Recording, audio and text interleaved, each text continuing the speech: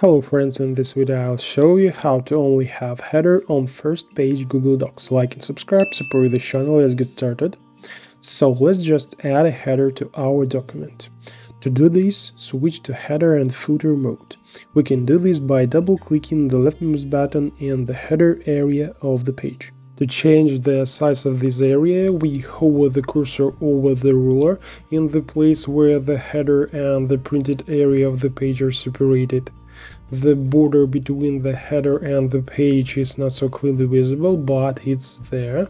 And when the cursor is on the border between the two areas, it turns into a double arrow. And we can resize the header area by dragging the border up or down.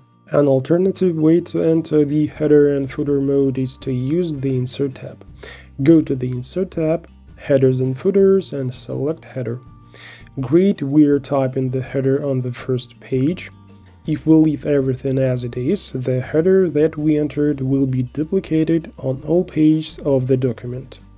To prevent this from happening, we delete the old header and check the box Different First Page before entering the header. Now we type the header on the first page again and exit the header.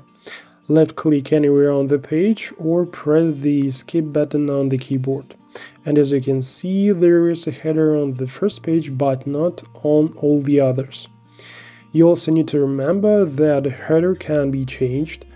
Just like the regular text, we can change the font itself, its size, color, position, and so on. That's all I wanted to tell you. Now I know a little more. Thanks for watching.